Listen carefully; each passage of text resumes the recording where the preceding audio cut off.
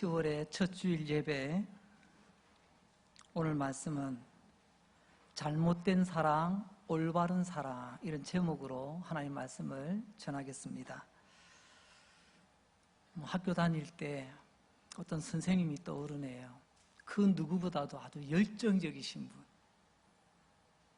너무 열정이 있어서 교탁 앞에 학생들이 앉으려고 하질 않았습니다. 너무 열정적으로 하시다 보니까 막 튀어나오는 게 있어가지고 애들이 불편해했어요. 하지만 선생님은 그때 열심히 가르치셨습니다. 때는 칠판에 빼곡히 적어가시면서 그러다가 분필을 칠판에다가 탁탁 칩니다. 그러면 졸던 학생들이 정신이 번쩍 듭니다. 뭐지?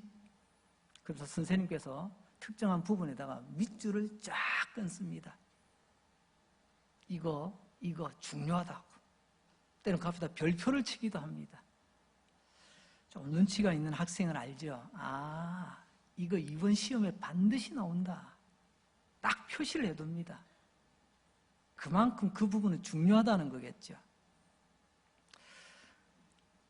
디모데후서를 기록한 바울을 선생님으로 한번 비유를 해보자면, 오늘 바울 선생님께서 칠판을 탁탁 치시면서 밑줄을 쫙 그어 우리에게 강조하는 말씀이 있습니다. 그게 바로 1절 말씀이죠. 너는 이것을 알라. 이거 중요하다는 겁니다. 꼭 알아야 된다는 거죠. 무엇을요? 말세에 고통할 때가 올 것이다. 말세에 고통하는 것을 네가 보게 될 것이다. 이런 뜻이에요. 말세, 우리가 말세라고 합니다. 언제를 말세라고 할까요? 세상의 기준과 우리의 기준이 다릅니다. 우리가 말하는 기준은요, 예수님께서 인간의 몸으로 이 땅에 오신 초림, 그리고 그 이후로 주님께서 십자가에서 죽으시고 사흘 만에 부활하시고 이후 40일 이후에 승천하시고 약속하셨습니다. 내가 다시 오리라. 우리 주님 다시 오시는 재림, 그때까지를 우리는 말세라고 이야기를 합니다. 다시 요약합니다. 주님의 초림부터 주님의 재림까지. 그러니까 말세는요, 언제 끝나느냐? 우리 주님 재림하시면서 끝납니다. 우리 주님 재림하시면서 마지막 심판하시고 죄와 마귀와 악함을 멸하시고 최후 승리하시고 성도들의 구원을 완성하시고 그 성도들을 영원한 영광 가운데로 들어가게 하십니다. 이제 지금 우리는 그 말세 가운데 우리는 한 걸음 한 걸음 걸어가고 있습니다.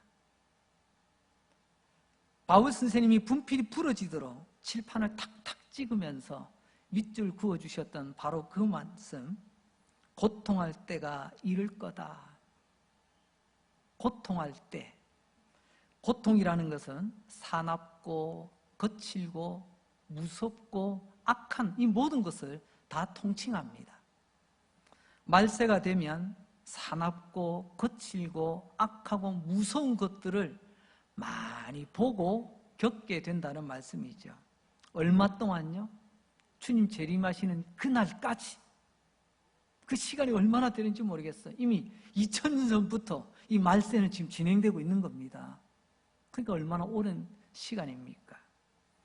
그러면서 1절부터 5절까지 우리가 보게 될, 우리가 겪게 될 사납고 악하고 무섭고 거친 인간의 모습, 거친 사회의 모습, 거친 시대의 모습을 19가지를 나열하고 있습니다.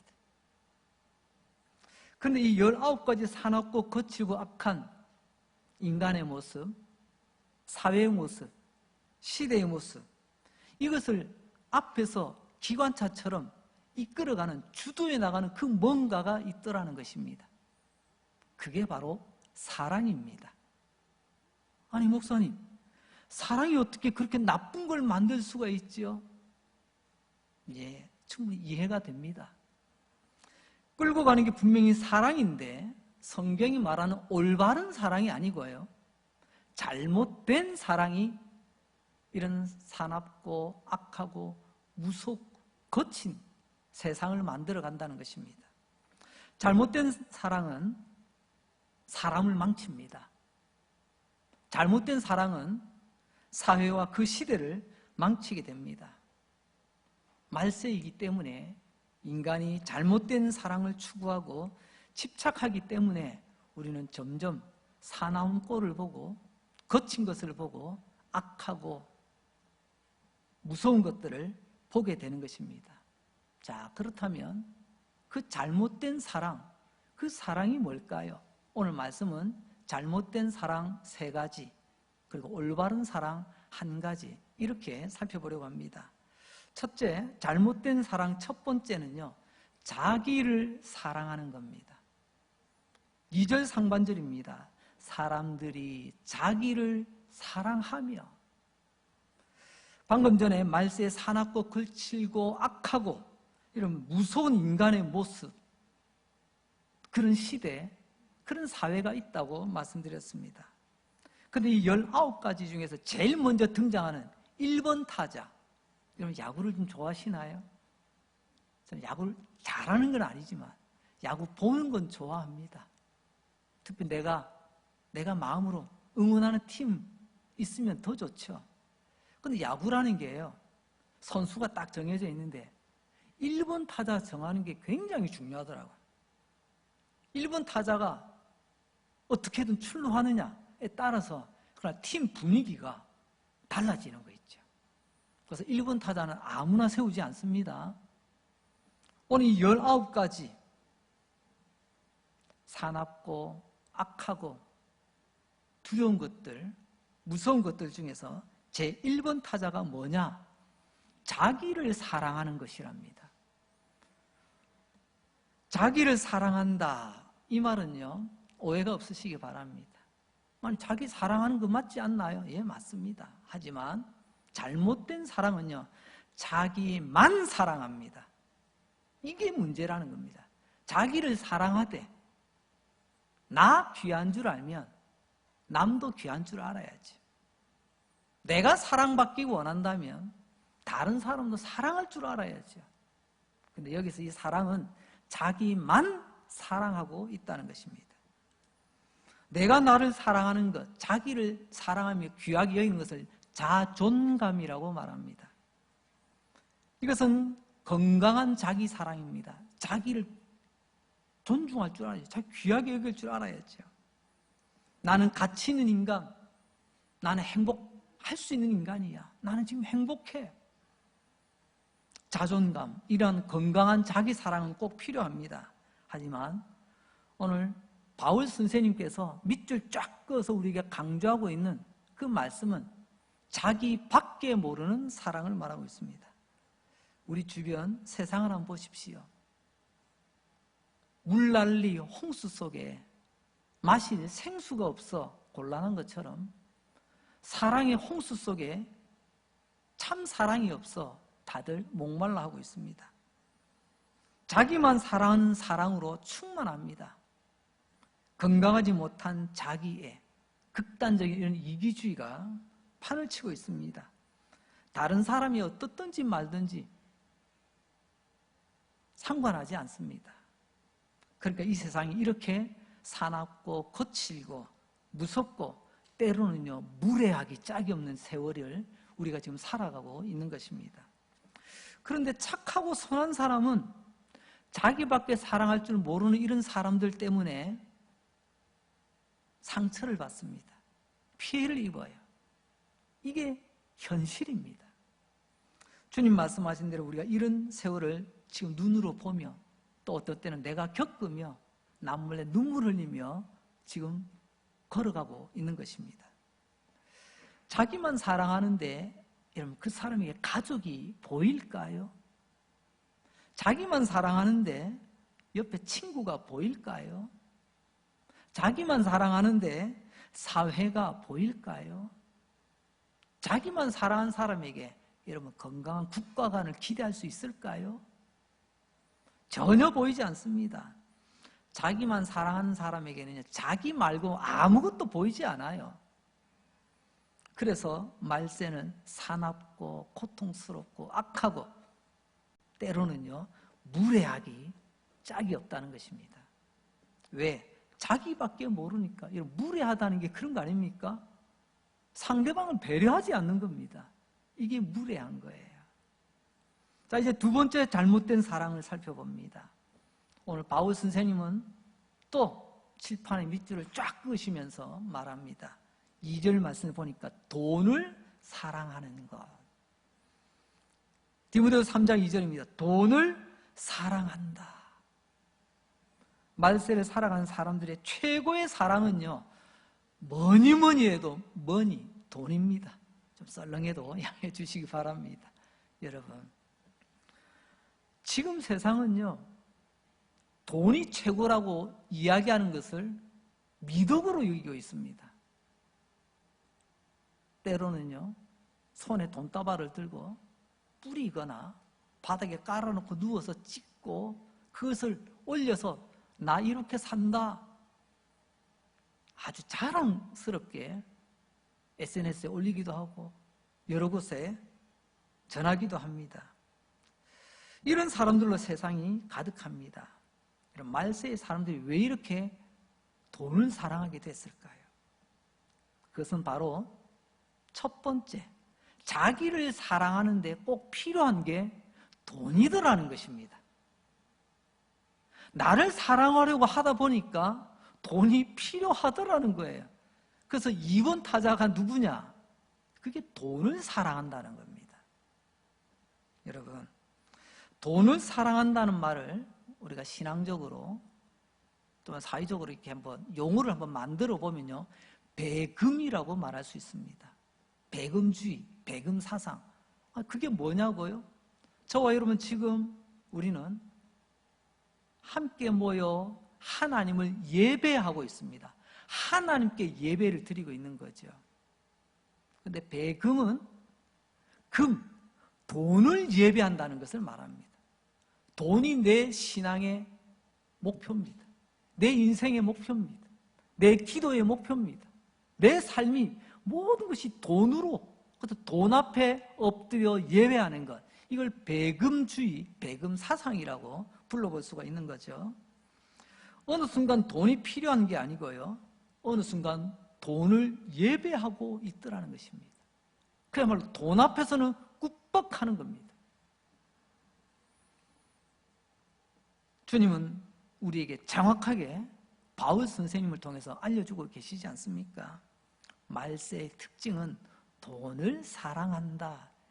여기는 예외가 없더라고요. 돈을 예배합니다. 돈 그 자체가 그 사람의 신앙입니다. 이런 사상은 인간의 타락과 탐욕의 역사만큼이나 뿌리가 깊습니다. 모세 이야기를 한번 해볼까요? 모세가 이스라엘 백성들을 애굽에서 이제 이끌고 홍해를 건너 광야를 지날 때 하나님을 만나러 시내산에 오릅니다. 거기서 40일을 머물게 되는데 하나님께서 모세를 도우라고 형님 아론을 붙여주셨거든요. 그러니까 모세가 없는 자리를 아론이 도와줘야 됩니다. 남아있던 아론, 사람들이 며칠 지나니까 모세가 안 보여요. 그럼 우리 누가 이끌고 가지? 아니, 광야에서 우리 어디로 가라는 거야? 앞길이 막막합니다. 내일이 보이지 않습니다. 어찌 될지도 모르겠습니다. 사람들이 당황하고 술렁이고 외치기 시작합니다. 모세 어디 갔어? 아니, 우리를 여기까지 인도한 하나님 어디 갔어? 하나님을 보여줘. 하나님을 보여달랍니다. 사람들이 막 아우성을 칩니다. 아론이 어쩔 줄을 모릅니다. 그러자 결국 아론이 이런 꾀를 냅니다. 당신들이 보고 싶은 하나님, 내가 보여주겠다고. 대신에 여러분들이 가지고 있는 금붙이 다 가지고 오라고. 뭐 귀걸이든 코걸이든 목걸이든. 그래서 그들이 가지고 있던 금들을 모아 녹여 무엇을 만들죠? 금송아지를 만듭니다. 그리고 이야기합니다. 너희가 찾던 하나님 여기 있다. 이 금송아지가 너희를 애굽에서 여기까지 불러내었다. 앞으로 너희의 미래도 앞날도 이 금송아지가 책임질 거다. 백성들은 환호했습니다. 왜 소를 만들었을까요? 왜 금으로 만든 소? 이 두 가지가 합쳐져 있죠. 금은 쉽게 말하면 돈입니다. 소는요, 다산, 풍요를 뜻합니다. 즉 돈이 내 삶을 풍요롭게, 내 삶을 부유하게 만든다. 그래서 금과 소가 만나 금송아지가 나온 겁니다. 너무나 놀랍죠. 믿음의 사람이라고 할 수 있는 아론까지도 자기도 모르게 황금 송아지를 만들어 놓고 이게 하나님이라고 사람들에게 외치더라는 거예요. 그리고 사람들은 거기에 절하기 시작합니다. 그게 배금입니다. 금을 예배하는 거죠. 돈을 예배하는 겁니다. 역사는 흘러서 이제 훗날 이스라엘 나라가 세워지죠. 근데 얼마 못 가서 이 이스라엘 나라가 남과 북으로 갈라집니다. 근데 북쪽 이스라엘의 첫 번째 왕이라고 부를 수 있는 여로보암, 그에 관한 이야기가 열왕기하 10장 29절에 이렇게 기록을 하고 있습니다. 이스라엘에게 범죄하게 한 느밧의 아들 여로보암의 죄, 그게 무슨 죄일까요? 곧 베델과 단에 있는 금 송아지를 섬기는 죄에서는 떠나지 아니하였더라. 보세요. 뭐 어떻게 하다 보니까 북쪽을 북이스라엘이라고, 남쪽을 남유다라고 우리는 그렇게 구분하여 부릅니다. 그런데 이스라엘은 아브라함의 후손으로 하나님을 섬기는 하나님의 백성이지 않습니까? 신앙 공동체거든요. 비록 나라는 갈라졌지만 신앙의 구심점은 예루살렘 성전에 있었습니다. 하나님 말씀하셨죠. 1년에 이때는 너희들은 나오너라. 너희들은 모여 나에게 예배하거라. 그래서 초창기에는 어쩔 수 없이 나라는 갈라졌지만 정치적으로는 분열이 됐지만 신앙적으로는 예루살렘을 찾아 1년에도 몇 번씩 북이스라엘의 사람들이 오르락 내리락 했습니다.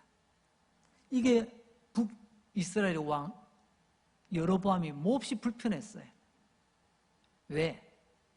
땅은 더 넓고 백성의 숫자는 많지만 그들은 정통성이 없어요. 그래서 그는 또 고민하다가 또 꼼수를 짜냅니다. 그래서 가장 멋진 곳 베델 그리고 단이라는 지역에 멋들은 성전을 짓습니다. 솔로몬의 성전 버금가는 건물만 세운 것이 아니라 오늘 말씀은 거기다가 금송아지를 두었다라고 말합니다. 그리고 이야기합니다. 이 금송아지가 우리가 믿는 하나님이다. 여기에 예배하라. 여기에 절하라. 이후로 북이스라엘은 예루살렘으로 내려오지 않습니다. 정치적인 목적은 이루었겠지요. 하지만 하나님 뭐라고 말씀하시죠? 이스라엘을 범죄하게 한 느밧의 아들 여로보암의 죄라고 말합니다. 그 죄는 베델과 단에 있던 금송아지에 거기에 절하게 했다는 겁니다. 저는 또 궁금했습니다. 왜 하필이면 금송아지일까? 이것은 우리 마음속에 금을 사랑하고 돈을 사랑하는 것은 백성 누구도 예외가 없다는 것을 여로보암이 알았던 것입니다. 그래서 이 금송아지가 하나님이다 라고 해서 백성들의 마음을 속이고 그 백성들의 마음을 자기가 원하는 대로 붙들었던 거죠. 아주 뿌리가 깊고 역사가 오랜 인간의 탐욕이 바로 이 배금 사상입니다. 금을 예배하고 돈을 예배하는 것 말입니다. 지금도 마찬가지죠. 지금 우리 사회에 또 여러 나라들 결국은 들여다보십시오. 어떤 분이 그러시더라고요. 이 바보야, 문제는 돈이야. 짧은 말이지만 핵심을 찌르는 이 시대의 진단 아닙니까? 지금 우리 주변에 일어나는 개인 간 또 서로 관계 속에서 사회, 국가와 국가 간에도 결국은요 돈이더라고요. 돈 때문에 그런 갈등과 싸움과 범죄와 그런 악하고 추한 일들이 벌어지더라고요. 비리, 전쟁, 폭력, 살인, 마약, 술, 중독, 인신매매, 성매매, 장기매매. 제가 읽기에도 제가 너무 부담스러워요. 저는 원고에 기록된 말이라 힘겹게 읽었지만 그러나 이것은 읽는 사람도 듣는 사람도 참 불편한 일들입니다.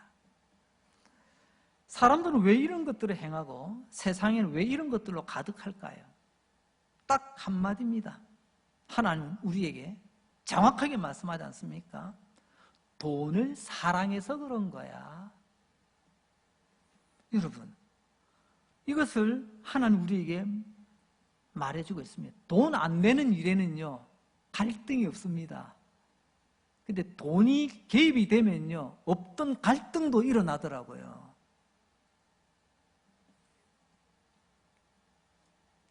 디모데전서 6장 10절에 가서 보면 이젠 이렇게까지 우리에게 말씀합니다. 돈을 사랑함이 일만 악의 뿌리가 되나니. 와, 어떻게 이렇게 정확하게 진단하시죠? 뉴스에 나오는 많은 것들 한번 보세요. 돈 문제 빼면 사실 일어날 일이 있나요? 아마 대부분의 문제가 이것만 빠지면 뉴스거리도 되지 않을 거예요. 지난 주간 한 젊은 사람들이 결혼한 남편 돈만 쏙쏙 빼먹고 나중에는 자살하게까지 만들어 놓고 그게 자살처럼 보여진 사고가 되어서 경찰이 수사를 하고 결국에는 검찰이 무기형을 구형했다. 지난 주간 이런 참 씁쓸한 뉴스를 전해 듣게 되었습니다. 사랑하는 내 남편이 아니라 그냥 돈보따리로 보는 거죠. 사람의 생명을 이 보험 넣어놓고 이 얼마짜리로 보는 거죠. 이런 뉴스가 매일 터져 나오고 있습니다. 만 가지 악. 오늘 보면 19가지 사납고 거치고 무서운 것들을 이야기하고 있는데 10절에 보니까 모든 악의 뿌리가 바로 돈을 사랑함에 있다고 진단하고 계십니다. 이 말은 돈이 필요 없다는 말이 아닙니다. 오해가 없으시기 바랍니다. 여기서 사랑한다고 하는 것은 집착하고 그것이 목적이 되는 것을 말합니다. 돈이 내 인생의 목적이다. 요즘 아예 대놓고 이야기하는 세상이 되지 않았습니까? 이게 일만하게 뿌리라면 돈만 된다면 뭐든지 하겠다는 거죠. 돈을 사랑함이 일만하게 뿌리가 된다면 그럼 우리가 성도로서 돈을 미워해야 되나요? 저는 여기에 대해서 답을 제 입으로 말하기보다 파스칼의 팡세 한 대목을 인용하여 답을 하려고 합니다. 파스칼의 팡세에 보면 이런 부분이 있습니다. 나는 가난을 사랑한다. 왜냐하면 예수님께서도 가난하셨기 때문이다. 나는 부를 사랑한다. 왜냐하면 가난한 자를 도울 수 있는 도구를 제공하기 때문이다. 파스칼은 균형을 이루잖아요. 하나님은 가난한 자만 사랑하지 않습니다. 그렇다고 부자라고 미워하지도 않습니다. 그런데 우리는 오해하죠. 하나님은 가난한 자만 사랑하고 부자는 미워하고. 그럼 왜 왕을 세웁니까? 그죠? 왜 능력 있는 사람들 중간에 세울까요? 하나님은 많든 적든 다 하나님께서 사랑하십니다. 저는 여기서 충격을 받습니다. 따라서 봅시다. 성도는 돈을 사랑하는 것이 아니라 사용할 줄 알아야 됩니다. 그럼 세상과 우리의 차이가 여기 있습니다. 세상 가치에 쩔어 있는 사람들이라면 돈을 모으는 게 목적입니다. 근데 성도는요, 많든 적든 하나님께서 내게 주신 이것을 어떻게 잘 사용할까, 이것 가지고 바들바들합니다. 어떻게 하면 잘 쓸 수 있을까? 여기서 갈라지는 거죠. 돈을 사랑함, 돈에 집착하는 것이 내 인생의 목적이 아니라 하나님 내게 많든 적든 맡겨주셨다면 이것을 하나님의 나라와 주님의 몸된 교회와 이웃을 사랑하는 일에 어떻게 아름다운 도구로 축복의 통로로 쓰일 수 있을까? 이걸 고민할 줄 아는 사람, 하나님은 그걸 우리에게 원하신다는 거죠. 세 번째입니다. 세 번째 잘못된 사랑, 그것은 쾌락을 사랑한답니다. 4절 하반절, 쾌락을 사랑하기를 하나님 사랑하는 것보다 더한다.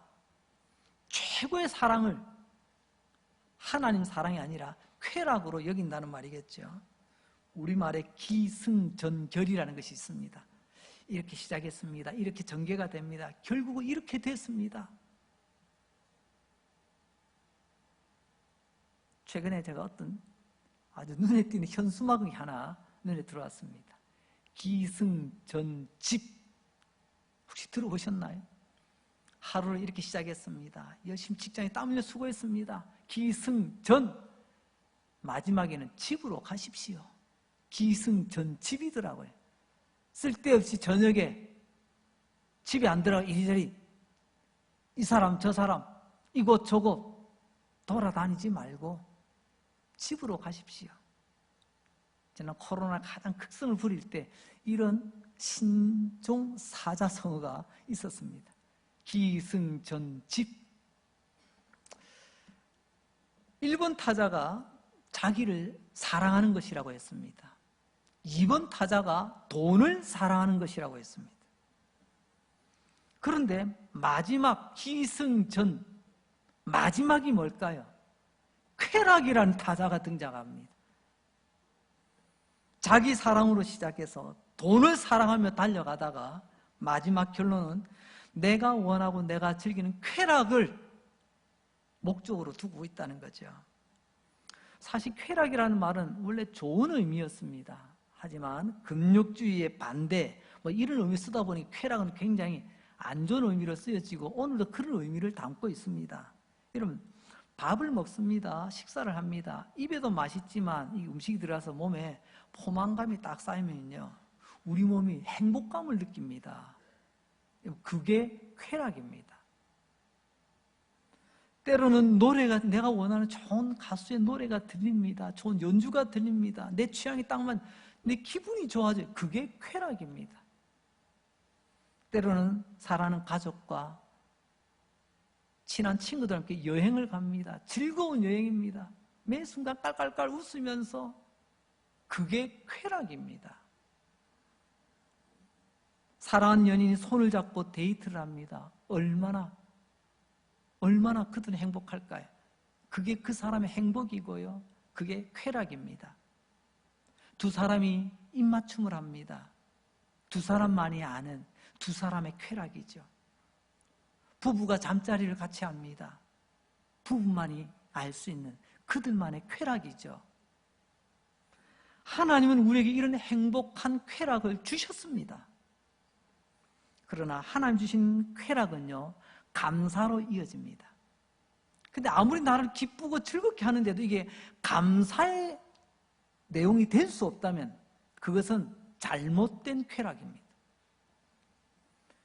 쾌락은, 그래서 잘못된 쾌락은 나를 사랑하는 만큼 나를 즐겁게 해주는 건데, 사람들은 육체적 쾌락으로 제한을 할 때가 있습니다.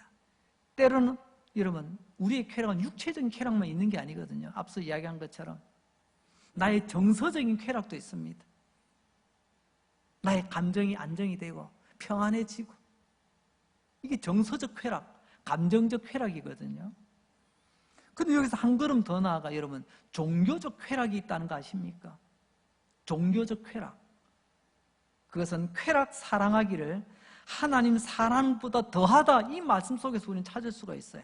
이 사람은요, 하나님 사랑한다는 것이 뭔지 알아요. 머리로는 알아요. 그런데 정작 내 삶에서는요, 하나님 사랑보다 내가 더 짜릿한 것을 더 좋아해요. 하나님 믿고 사랑한다고 말은 하는데 성경대로 믿지 않고 성경대로 사랑하지 않습니다. 교회 다니다 보니까 그죠? 내 정서에 맞아, 내 감정에 맞아, 이런 사람을요 5절에서 이렇게 표현을 합니다. 경건의 모양은 있으나 경건의 능력은 부인하니 이 같은 자들에게서 네가 돌아서라. 모양은 있대요. 근데 능력, 본질은 없답니다. 이게 종교적 쾌락이라는 겁니다. 여러분이 진짜 믿음의 사람인지 아니면 정서적 쾌락, 아니면 종교적 쾌락을 추구하는 사람인지 잘 생각해 보시기 바랍니다. 오늘 이 5절을 두 가지로 나눠보면요, 첫째, 경건의 모양이라는 말이 나오죠. 경건의 모양이 있다라는 말은요, 믿음의 모양이 있다는 겁니다. 뭐 어떻게 하다 보니 교회 몇십 년 다녔어요. 저 사람 교회 다니더라, 모양이 있지요. 그 사람 기도시켜보니 기도도 할 줄 아네요. 기도도 하더라. 보니까 눈 감고 그 많은 주기도 내용도 다 외우더라. 사도신경 내용도 외우더라. 암송하더라. 이게 모양이 있다는 겁니다. 그런데 믿는 모양이 알고 보니까 이게 하나님을 사랑하는 모양이 아니라 오히려 자기 만족으로 끝난다는 거죠. 아이고, 나는 교회 가면 교회 음악이 나는 좋아. 아이고, 나는 교회 가면 사람들 사귀는 게 좋아. 나는 교회 가면 그래서 사람들이 나를 인정해 주잖아. 나는 그게 좋아. 이게 종교적 쾌락의 현상입니다. 이게 모양은 있다는 겁니다. 예배당에 나와요. 뭐 그 교회 가보니까 참 예배 분위기 좋더라. 그래서 마치 우리가 중앙시장에 가서 지나가다 아이고 저 고등어 때깔 좋네, 오늘 저녁 반찬거리 참 좋겠네, 이거하고 다를 게 뭐가 있나요? 자칫하면 하나님의 진짜 사랑, 이 본질을 놓쳐버리고 그 교회는 나의 종교적 쾌감을 주더라. 하나님하고는 상관없어요. 내가 좋더라. 졸지 우리는 예배자라고 고백하면서 나도 모르게 구매자가 되고 맙니다. 내가 헌금 이 정도 했으니까 뭐 이 정도는 내가 누려야지. 이게 종교 쾌락자들이 누리는 모습입니다. 주님 말씀하시죠. 말세에 교회 안에서도 너희가 이런 것들을 보게 되리라. 오늘 바울 선생님을 통해서 말씀하고 계시는 겁니다. 두 번째로는요, 모양은 있는데 핵심, 본질이 없어요. 그 핵심이 뭐죠? 예수 믿는 것 아닙니까? 믿는다는 것은 그분이 내 인생의 주인이 되고 내 삶의 왕이 된다는 말씀입니다. 제자라고요? 제자는 따르는 사람입니다. 제자는 닮아가는 사람이에요. 따르는 것도 없고 닮아가는 것도 없는데 말로는 제자랍니다. 이게 모양은 있는데 핵심이 없는 종교 쾌락자의 모습이라고 말씀드릴 수 있죠. 그래서 주님 오늘 이런 말씀을 합니다. 이런 사람에게서 돌아서라고 주님은 말씀합니다. 19가지 그 마지막은 돌아서는 것입니다. 돌아서라는 것, 달리 말하자면 피하라는 겁니다. 이런 사람은 피해야 될 사람이라는 거죠. 또한 이런 자라고 되어 있는 표현을 문맥의 흐름으로 보자면요, 오늘 주제로 보는 사랑이라고 바꿔볼 수 있습니다. 이런 사랑이 내게 남아있다면 이런 것을 피하라는 것입니다. 왜 피해야 되죠? 현대인의 성경으로 이사야서 32장 13절은 이렇게 우리에게 말씀합니다. 너희 땅에는 가시와 찔레가 무성할 것이며 쾌락을 누리던 너희 집과 성들은 어떻게 된다고요? 폐허가 될 거예요. 쾌락의 끝은 폐허예요. 망하는 겁니다. 지금은 괜찮아요. 괜찮아 보입니다. 하지만 마지막은 망하는 거죠.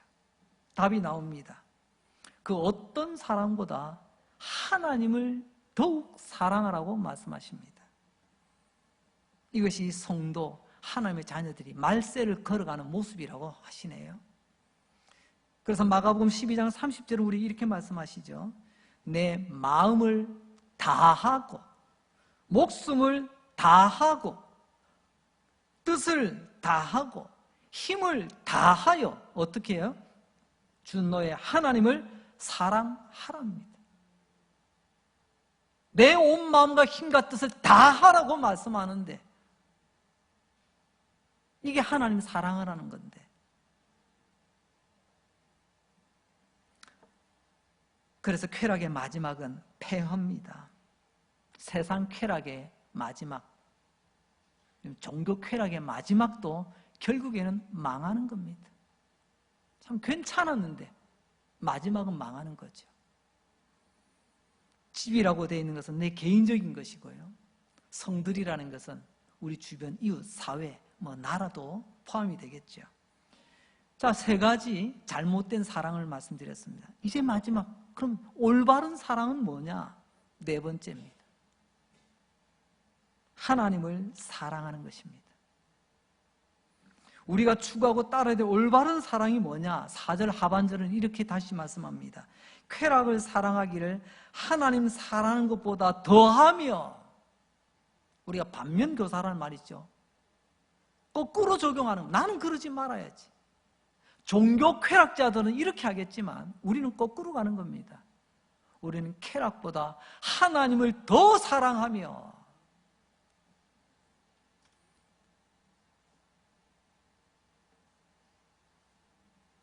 너 자신만 사랑하라는 게 아닙니다. 돈을 사랑하라는 게 아닙니다. 세상을 사랑하라는 것이 아니라, 세상의 쾌락을 쫓아 사랑하라는 것이 아니라, 우리가 할 수 있다는 모든 걸 다 동원하여 온 마음과 뜻과 힘과 정성을 다하여, 때로는 목숨을 다하여 우리가 사랑해야 될 하나님, 우리는 이것을 전인격적이다라고 말합니다. 삶의 전 분야에서 하나님을 사랑하라는 거죠. 예배당 안에서는 천사야, 예배당 밖에만 나가면 마귀 새끼야, 이건 아니잖아요. 우리가 어디 있든지 동일한 모습으로 하나님을 찬양하고 하나님을 예배하고 하나님 말씀에 귀 기울이며 순종하는 모습이 내 삶의 전 분야에, 전 인격에 뿌리 내려야 된다는 말씀이죠. 말씀을 정리합니다. 말세가 되면 19가지 오늘 사납고 악하고 거칠고 무례한 일들을 본다고 했습니다. 지금 우리가 지금 보고 있잖아요. 경험하잖아요. 지금 우리가 그런 말세를 걸어가고 있는 겁니다. 너희가 말세가 되면 이런 것들을 보게 되리라. 오늘 말씀의 요점, 말세는 알고 보니 잘못된 사랑과 올바른 사랑의 싸움이더라는 것입니다. 나는 한평생 온 힘을 다해 마음을 다해 무엇을 사랑하며 살아갈 것인가? 천하의 아론도요, 사람들 등살에 떠밀려 금송아지를 만들었습니다. 오늘 우리는요, 하나님 눈치보다 때로는 사람 눈치 볼 때가 많잖아요. 세상 사람은 자기만 사랑하고 돈을 사랑하고 쾌락을 사랑하지만 하나님의 자녀인 우리는 하나님을 사랑하며 살아가는 것입니다.